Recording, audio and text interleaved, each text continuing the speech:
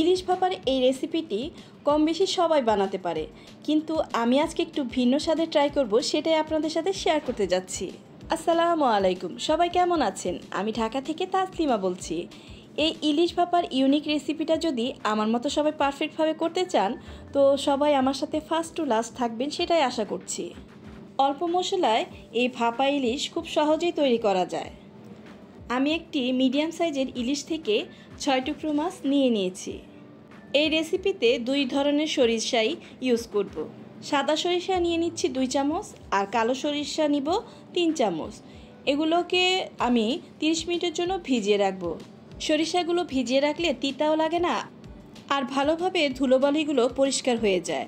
আর আমি এগুলোকে ভিজিয়ে একটা ছাঁকনির মাধ্যমে এমনভাবে ধুবো যেন ছাঁকনি দিয়ে ধুলোবালিগুলো বের হয়ে যায়। অবশ্যই এই জিনিসটা খেয়াল রাখতে হবে, তা না হলে খাওয়ার সময় বালু বালু লাগবে। তাই সরিষাগুলোকে ভালোভাবে ওয়াশ করার চেষ্টা করবেন। সরিষাগুলো ভিজতে থাকুক, এ ফাঁকে আমি মাছগুলো ম্যারিনেট করব। একটু হলুদ আর লবণ দিয়ে 10 মিনিটের জন্য মেখে রাখবো। কারণ মাছে যদি একটু হলুদ লবণ না দেই, মাছের ভিতরে লবণটা ঢুকবে না। খাওয়ার সময় কি বলবো, জিনিসটা লবণ লাগবে না, কেমন জানি লাগবে, পানসে পানসে, খেতেও ভালো লাগবে না। তাই একটু লবণ আর হলুদ দিয়ে মেরিনেট করে রাখলে ভিতরে লবণ ঢুকে যায়, খাওয়ার সময় পারফেক্ট রেজাল্ট পাওয়া যায়। একটু ভালো করে ঘষে ঘষে লবণ আর হলুদটা মেখে নিব, জানি মাছের ভিতর পর্যন্ত লবণটা ঢুকে যায়। আপনি যত সুন্দর করে মেখে নেবেন, মাছটা অত সুন্দরভাবে লবণটা ভিতরে চলে যাবে। আর যদি ডিম থাকে ইলিশের ভিতরে, তাহলে ডিমটা অবশ্যই সরিয়ে ফেলবেন। সরিষাটা ভালো করে ধুয়ে ফেললাম। এবার আমরা ব্লান্ডারের প্রসেসিংয়ে চলে যাব। কেউ কেউ পাটায় বাটে, সেটার রেজাল্টও ভালো হয়, কিন্তু আমি আজকে ব্লান্ডারে করব। সরিষার সাথে একটু কাঁচা মরিচ দিব, লবণ দিব, আর আজকে যে নতুন উপকরণটি দিব সেটা হচ্ছে 6-7টি কাজু বাদাম অ্যাড করব এই ভাপা রেসিপিতে। এই ভাপা রেসিপিতে যদি এই কাজু বাদামটা অ্যাড করি, এত সুন্দর একটা ক্রিমি টেক্সচার আসে, খাওয়ার সময় যে সরিষার একটা তিতা ভাব সেটা একটুও পাওয়া যায় না। আর এত ক্রিমি ক্রিমি হয় যা খাওয়ার সময় বুঝতে পারবেন। দিয়ে দিচ্ছি 2 টেবিল চামচ সরিষার তেল। আর এইসব ট্রেডিশনাল রান্নায় সরিষার তেল ইউজ করা হয়। আর পরিমাণ মতো একটু পানি দিয়ে দিব, জানি ব্লান্ডারটা সুন্দরভাবে স্মুথি হয়। আর আমার হলুদটা তো একটু সাদা সাদা, তাই আমি 1 চামচ দিচ্ছি। আপনার হলুদের কালার যদি একটু গাঢ় হয়, একটু কমিয়ে দিবেন। দিয়ে আমি ভালো করে পেস্ট করে নিব। ইলিশের ট্রেডিশনাল রান্নাগুলোর মধ্যে সর্ষে ইলিশ, ভাপা ইলিশ, ইলিশের পাতুরি বলুন, ইলিশের তেল ঝোল বলুন, এগুলো তো তেমন একটা মশলার ব্যবহার হয়ই না। আদা রসুন বাটা না দিলেই হয়, আমরা দেই না। এবার চলুন আমরা ভাপা ইলিশের যে প্রসেসটা সেটা শুরু করি। নিচে একটু পেস্টটা এভাবে আমি ছড়িয়ে দিব, যাতে উপর থেকে নিচ পর্যন্ত মশলাটা মাছের ভিতরে ঢুকে যায়। এর জন্য 2 স্টেপেই আমি পেস্টটা দিচ্ছি। এবার মাছগুলোকে সুন্দরভাবে বিছিয়ে দিব। মাছগুলো বিছানো হলে তারপর যে বাকি পেস্টটা আছে সেটা আমি উপর দিয়ে দিব।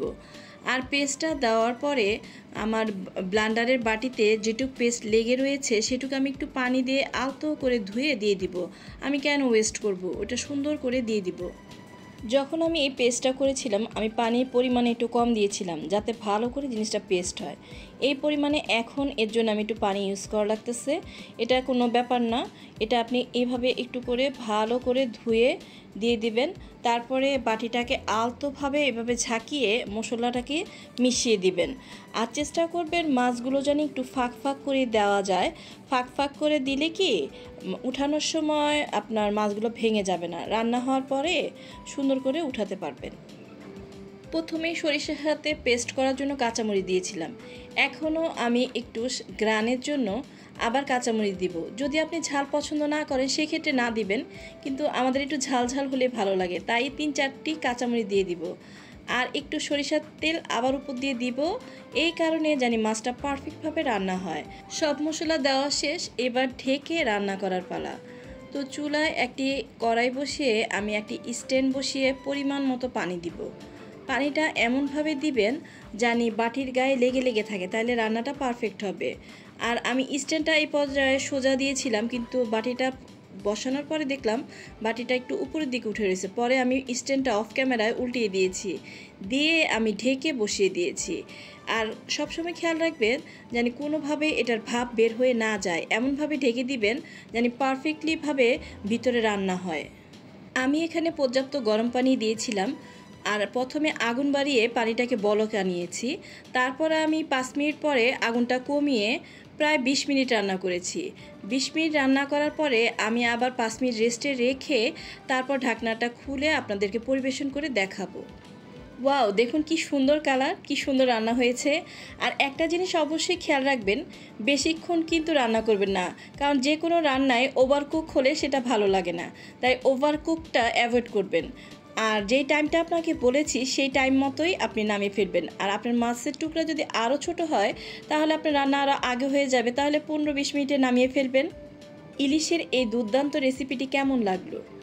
এটার যে ক্রিমি টেক্সচারটা, যা আমি ভাত দিয়ে খেয়েছি এবং খুব এনজয় করেছি, পোলাও দিয়েও খাওয়া যায়।